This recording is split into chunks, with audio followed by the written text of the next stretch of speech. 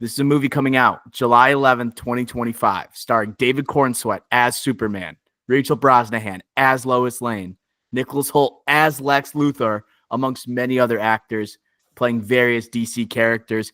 And Ricky, there's so many different ways we can go right now. This is kicking off the DCU movie-wise. We got Creature Commandos playing on Max currently. I'm enjoying that show thoroughly.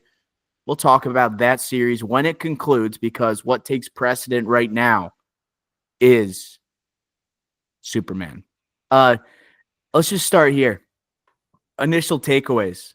Takeaways after seeing Superman, the highly anticipated teaser trailer. I think it's very James Gunny, but respect the Superman lore. I think it's a combo of the two. I think you could tell the James Gunny, the electric guitar, John Williams score, which again is still paying homage to Christopher Reeve's Superman in that era, but it's still a little twist on it. I liked it. I think it got better. Like at the beginning, I didn't exactly love it, but then I think it got better once it mixed in some of the action scenes, some of the classic Superman, whether it's him saving a child, whether it's him battling a kaiju big monster or whatnot. It's definitely very bright. This trailer was very bright, something that I think 20 years ago we'd be like, oh, okay. But now that we're comparing it to Zack Snyder's Man of Steel and Henry Cavill, it's like, wow, this is like bright. But I think if putting it in a different expectation bracket, I think it's good. I think it's normal. I don't think it's crazy. The Trunks is a move. I'm in support of the Trunks. David Cornsweet came out this week and said it was his idea. I'm supportive of the Trunks. And yeah, overall, like I did like the trailer. It didn't blow me away. I wasn't like, oh my God, like this is the greatest movie I've seen, like movie trailer I've seen in a long time. But it was like, wow, this looks good. This does look good. And that's all I really wanted to see.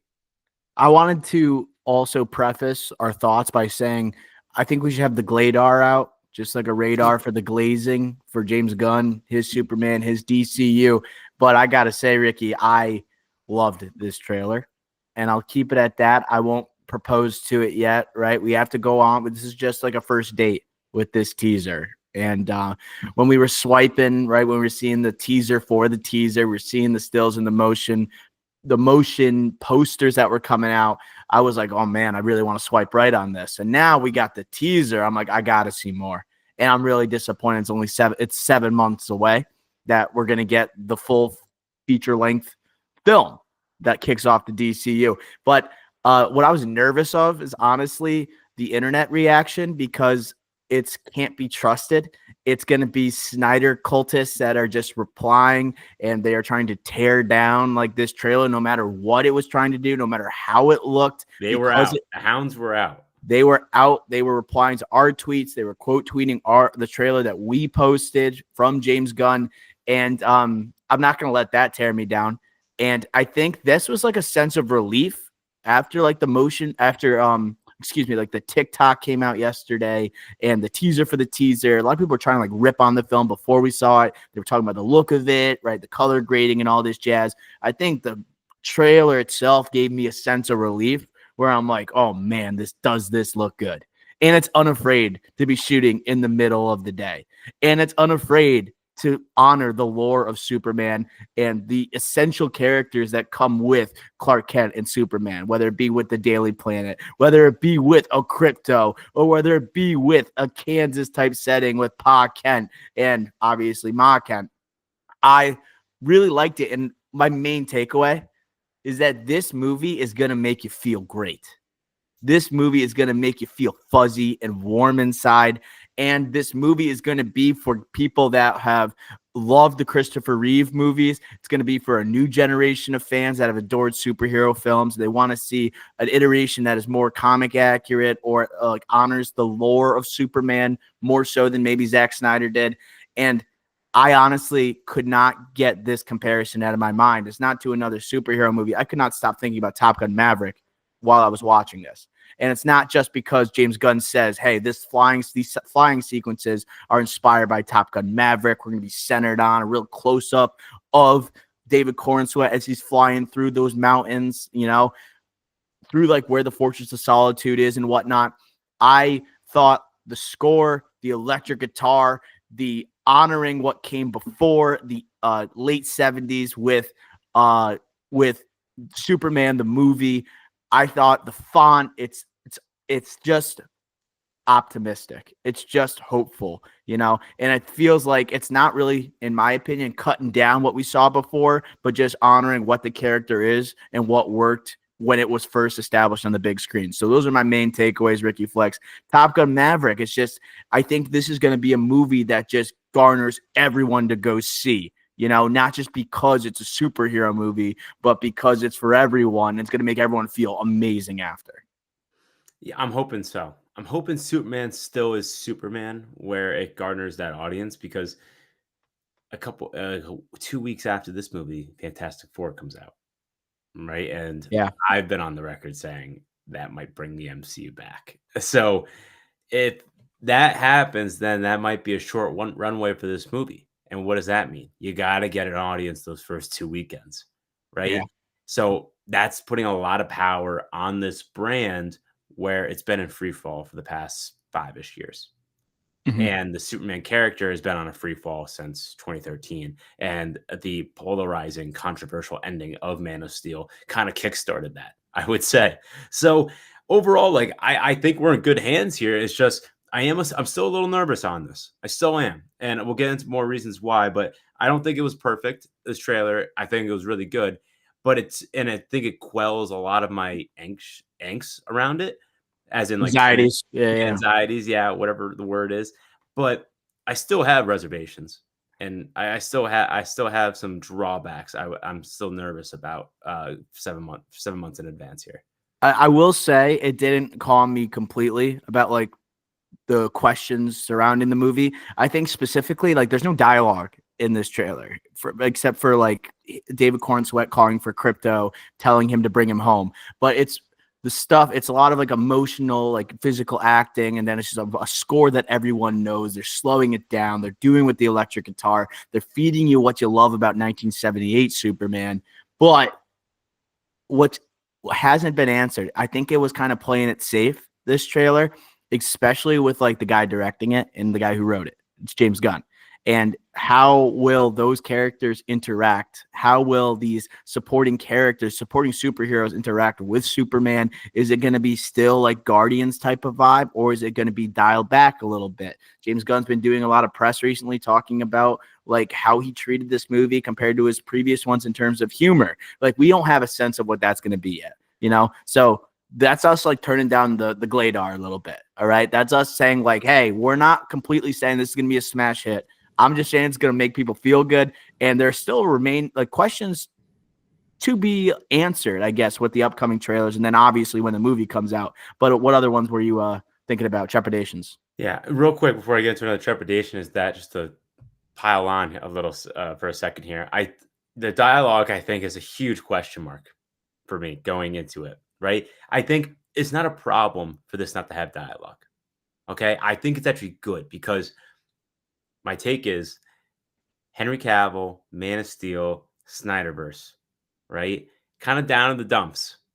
Like as in not just it literally is down in the dumps, but also just like vibes wise. It wasn't Superman. Superman killed a guy.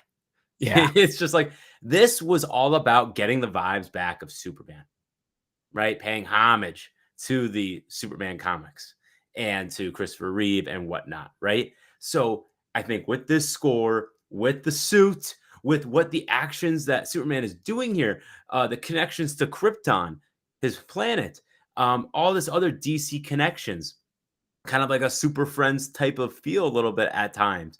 I think it was just all about trying to win us, saying we're back here. DC knows Superman again. We're back to like what you guys want, the fans, the audience, to what you want. Like hold like those trepidations about, oh, like, is this really a Superman I'm going to enjoy like I did when I was like in the 70s and 80s? No, yeah, we are back to that. I think this was successful in that regard. Another trepidation I have, though, is what I just said with the multitude of characters. I still have a problem with how many people are in this movie. Okay. I do think it's a problem. I think this trailer did not qualm those anxieties. There's a lot of different villains in this. I counted 3, I think. 3 for sure villains. And that's just, or sorry, 4 actually, arguably 4. And I don't know if any of them are actually the main villain. And then you could just go on the cast of characters of supporting heroes. I do think there's a lot of characters here in a 2-hour movie, and I'm a little nervous that we're gonna stay away from the actual Superman character, and the only time we're gonna see him half the time is like with Lois Lane in that love story. So I'm a little nervous on that in that part. This movie's so big. It feels like the scale is so big. Like even the supporting characters, I literally classified them. You have like the Daily Bugle squad with like Perry White, which you don't even get in this trailer yet. Wendell Pierce had to post a picture of him with a fat cigar. I'm in this movie, I swear. And I was like, perfect casting, by the way. Like, I think that's going to be awesome. Lois Lane with Jimmy Olsen, the Daily Bugle squad. Then you got like the heroes with the Lord Tech suits. You got the Green Lantern. You got the Hawk Girl. You got Metamorpho and Mr. Terrific. And then you have like the villains with Lex Luthor, obviously with Nicholas Hoult. Ultraman, we think, with the black suit on, which is like basically an evil version of Superman. Then you have like this huge freaking kaiju. There's so much. I feels like you have to jump right into the action. You can't build on and just tell us where you are because there's too much to cover at this point. I wonder what that's going to do for the writing of the movie. Is it going to confuse audience members? I'm not really sure yet, but I did want to mention something. You were talking about like, the familiarity that we feel when we see it and how this is like for comic book lovers and like Superman fans.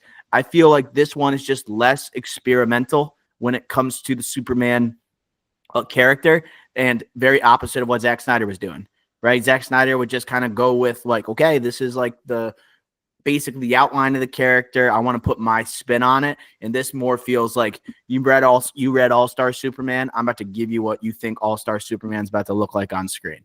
Right. And that's what this felt like to me, tone wise. All-Star Superman, super bright, has a lot of different characters, has even like the robots from the Fortress of Solitude that play a significant role in the story. You get the robots here.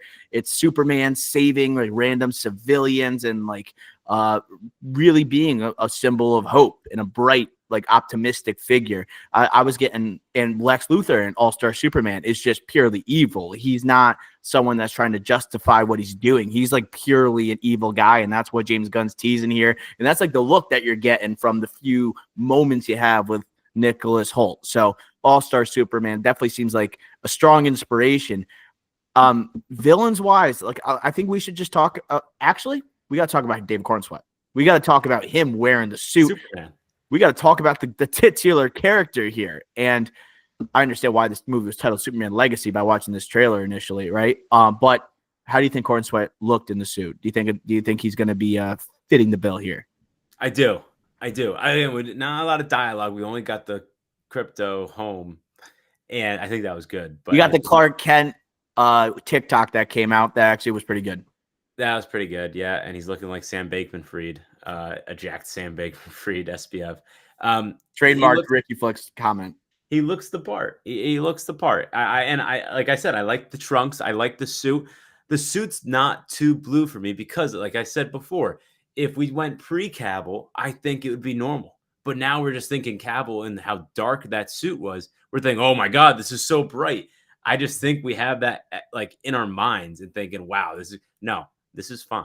So for me, he looks the part, and I think they did a good job in this trailer, like balancing out what his actions are doing. It's him getting like a can getting thrown at his head, right? It's him being emotional over Helix, the robot. It's him making out with Lois Lane as Superman, but also as Clark Kent. I think we got a lot of different things here from a David Cornsweet, where we see Superman in different vulnerable positions that can have us connect to a super alien being that we should be able to connect to.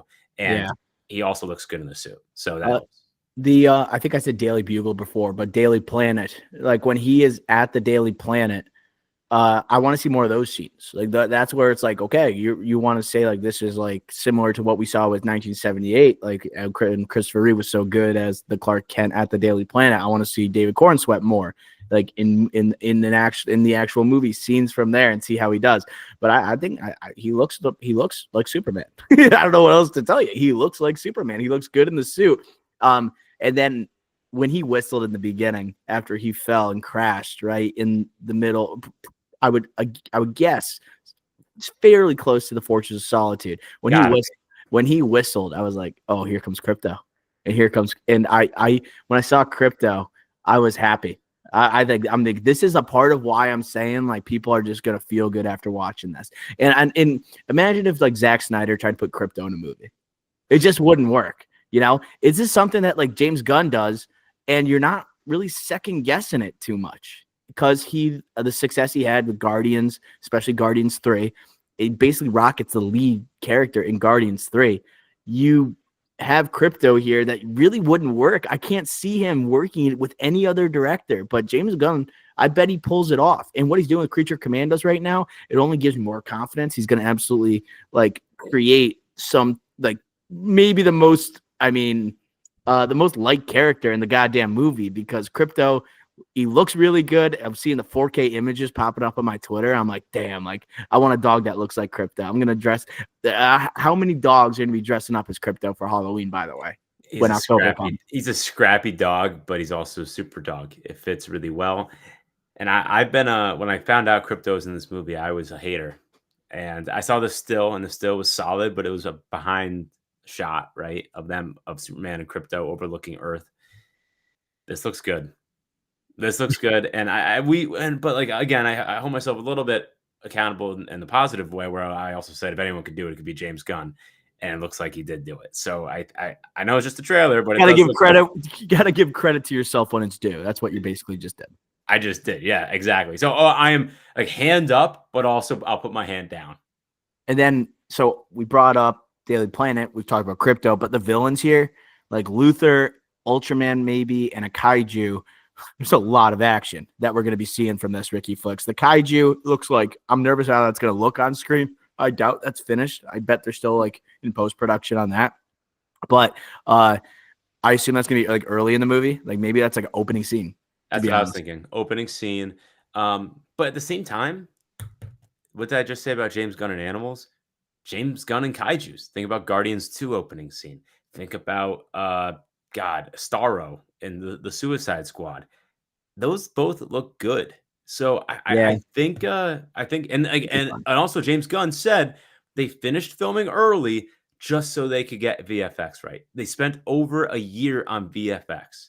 So if this doesn't look right, the animals, the kaiju here, the flying scenes, then that's really on just mismanagement and getting the wrong people working on this project because you had enough time and you clearly had enough money. Yeah, and I think it's not going to be a long scene. I feel like we're just going to see the kaiju and we won't see him again. Could be wrong. Maybe they tie it back later in the movie. But Lex Luthor, Ultraman, like Ultraman, for those who don't know, it's been long rumored. And when stills came out of a character wearing a black suit, like people said, oh, that's Ultraman. Ultraman is like a clone of Superman, or he's like a Superman from a different Earth. It's kind of like he has different origins. There's different versions of the character. I'm wondering, like, there's times where Ultraman makes alliance with Lex Luthor. Does Lex Luthor, is he the one responsible for creating a clone of Superman? That seems like the most realistic possibility. But I am nervous at like Lex Luthor creating something to take on Superman. Like that's very similar to what we had with Jesse Eisenberg creating Doomsday. So we'll see how like they put the story together. I don't want to presume, but I wouldn't like if it's the same exact thing. Yeah, what if it was a little spin here because Ultraman and I forget which comic, and I don't think it's All-Star Superman, but Ultraman is from Earth 3.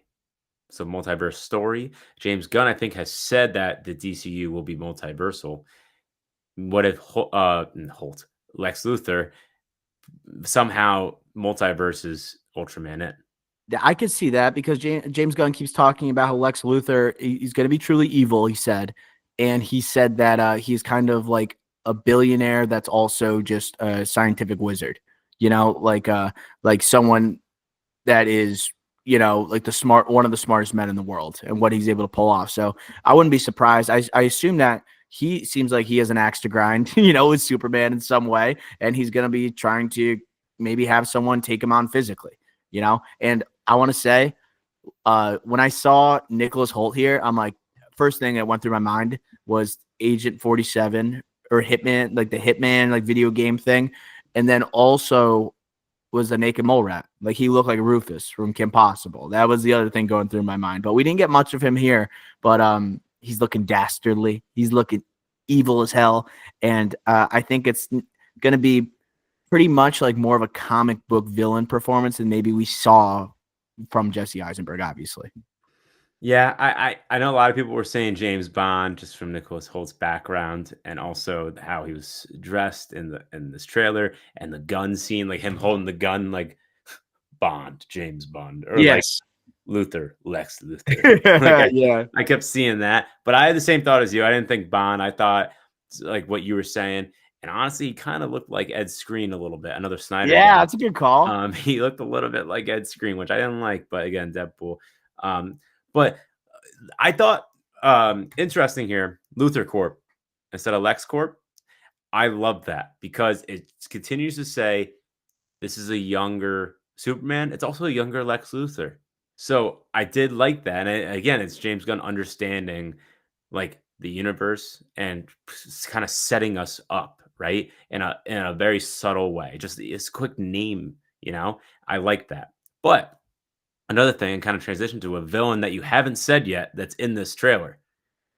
In that little Luthor Corp, like when they show the building, right? There's a person underneath the title, and that is the engineer, who is a part of the Authority, which we know is confirmed in the DCU.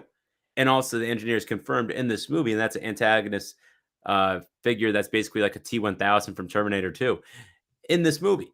So it's another villain that's in this movie, obviously smaller, but I just wanted to throw that out there as well.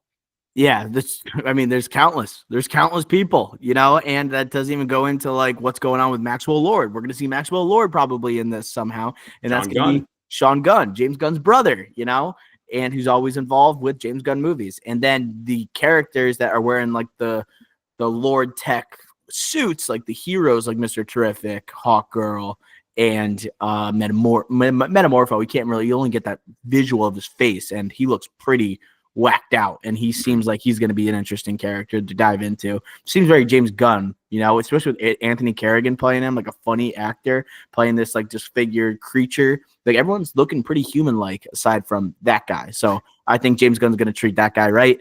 I said Guy Gardner with the bowl cut. You see Nathan Fillion here. He's got a ring on, and what I noticed, this is where I'm like, I can predict what James Gunn, what he would do. And this will be a test of his like willpower. He's wearing a ring, Guy Gardner, on his middle finger. And I just know with like the character that is Guy Gardner, the dick that he is, there's going to be some type of moment where he is wearing the ring, flicking somebody off, and does something with the ring as he's doing it, And I already have a tweet in the drafts. It's going to be him next to Peter Quill, who's doing the crank in the beginning of Guardians of the Galaxy 1. So I'm waiting on that moment, Ricky Fucks. I'm calling my shot. Yeah.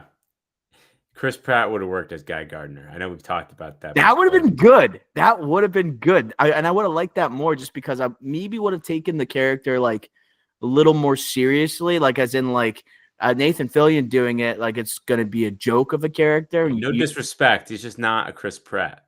And like Chris Pratt doing it, though, he's like too big to do it. So it's like that's the thing. Yeah. And we got a little bit of Hawkgirl here. Isabella Merced. Shout out Alien Romulus. Shout out Madam Web. I still have stock in her. Even though this looks very minor. It looks like she's going to help in the kaiju scene, and then obviously in this scene. And then we also have Mr. Terrific. Yeah. As well, Ethan. Ethan can't pronounce. I thought it was like Ed Gaethje or something like that. Ed. I think it's like Gaethje. EDI, then Gaethje. Ed. Let's just say Ed for now. Nickname. Looked the part, and clearly helping out in that like battle or war zone, battlefront, whatever.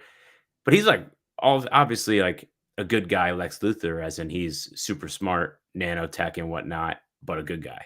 So I'm interested to see how he plays a role in this as well. But A He's supposed lot to of have a pretty big characters. role. He's supposed to have a pretty big role, I think, according to James Gunn. Like more so than a lot of the other characters. Third smartest guy in the world, by the way. Third smartest guy in the world. Like Confirmed. good, maybe good person to have on your side when you're going against Lex Luthor. Okay. Any other thoughts on the Superman trailer? We could go right now to Thermometer Predictor. Stag Industries, that was a good little Easter egg that connects to Metamorpho. So again, Metamorpho became what he is from an experiment or whatever incident at Stag Industries. Good little Easter egg there. I liked how they showed Superman not always just loved but hated. I don't know if that was Superman that was getting cam thrown at him. If we're talking about Ultraman potentially clone, it could be something done by Superman that people don't like, and it wasn't actually Superman. I don't know, man. I think Ultraman's wearing that mask, or he's got wearing the black suit, and so it's easily distinguishable. Yeah, but I would think he's like maybe concealing that. Like maybe Ultraman does already exist, and they know this guy in the black suit exists. But then like when he takes it off, he is a clone of Superman. So I'm just saying, and his hair, it looked pretty dark in that thumbnail. It didn't look exactly like how he did the rest. It didn't look the same. I'll give you that. But I was thinking two things. One, maybe people are mad at him because of the kaiju and like ruining the city. Maybe I think it's Snyderverse. Oh man, and two, I was thinking, okay, maybe if not that, then maybe like Lex Luthor is pinning people against Superman. Maybe with his influence. potentially, yeah. Maybe, I don't know. Maybe he fails to save somebody. Yeah, maybe he is still like a young, inexperienced hero. Maybe he's been around for a little bit, but maybe not too long. Where it's like, I don't know. Maybe people know who he is. You know, he has a status, but maybe he's not a perfect hero. He's not like the perfect Superman that is in his prime. Still you know, learning. that's potentially it. I had a question too. No Jor-El. No casting for Jor-El yet. Do you think we get Jor-El and it's a surprise casting in the movie? I think we do because we confirmed have a Portrait of Solitude, and if we have a Keelix, the droid, we gotta have him, right? You can't have this droid and not have him. Is it Kelix or Keelix? It might be Kelix. I feel like it is. I've only read it. I've never heard someone say it. Like the robot that helps him in the Fortress of Solitude. Like, Yeah. And the Kelix or Keelix also served Jor-El. Like Right. it served Jor-El on Krypton. And so you got to think there's some type of reference to Jor-El. Do we get Jor-El and in the classic Fortress of Solitude, type of thing? Who would play Jor-El? Kurt Russell. That's a good one. James Gunn connection. Yeah. I say we just stick with that. That's pretty good. And if they don't have it right now for the sequel, Kurt Russell is Jor-El.